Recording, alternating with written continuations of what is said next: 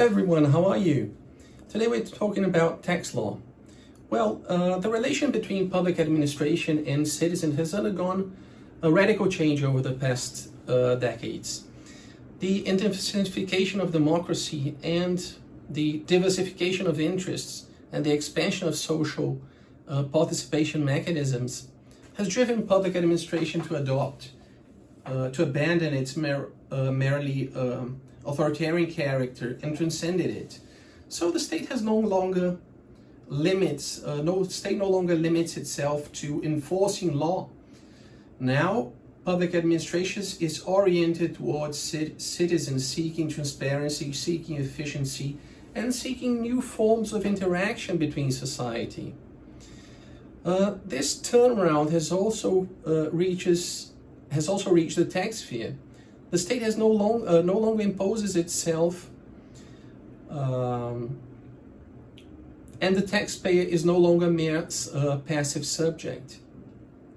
The tax administration today seeks consensus, seeks prevention and conflict resolution through agreements, recognizing the inherent harm of judicial litigation.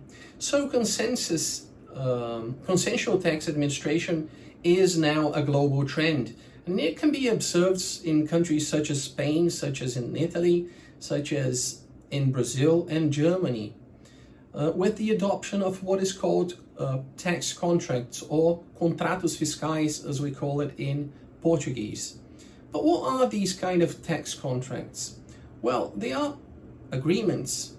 They are agreements entered into between the tax authority and the taxpayer. But what are its aim? What does it? It aims to resolve controversies over tax obligation within the limit scope of the law. So they are bilateral legal transactions that bind the parties to what has been agreed upon. The essence of these tax contracts lies in negotiation and agreements of will. Its object encompasses elements of creation, modification, and extinction of the tax bond. Naturally, legality is fundamental. We are not saying that it isn't. In the tax sphere, the principle of strict legality prevails distinctly from generic legality.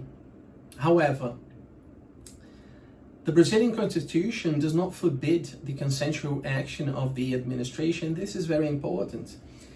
Our national tax code recognizes the contract as an administrative instrument.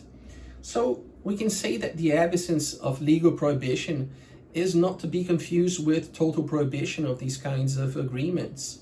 In the face of the margins of appreciation conferred by the law to the administrative tax authority, we can say that it is admissible for it to pursue efficiency and legitimacy justifies the adoption of these consensual innovative solutions. So the increasing use of indeterminate concepts in legislation brings flexibility to the principle of legality, allowing a new form of administration, more aligned with the principles of tax justice. So we can say that consensus presents itself as a superior alternative to unilateral measures. It is essential to emphasize that strict legality imposes material limits on tax contract. That is obvious. The law is the limit. But pacts against the law, what we call contra legem or beyond the law, praeter legem, are inadmissible. However, with the legality provided, within the legality provided margins of discretion, the tax contract proves to be an invaluable instrument for promoting tax justice and administrative efficiency. The tax contract perfects the principle of legality, as we can say, rather than contradicting it.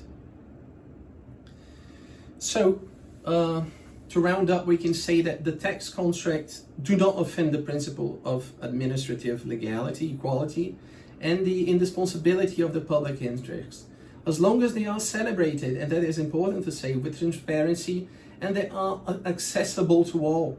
They can represent an efficient and effective tool for simplifying administrative action and reducing conflicts. Thank you very much. Bye-bye.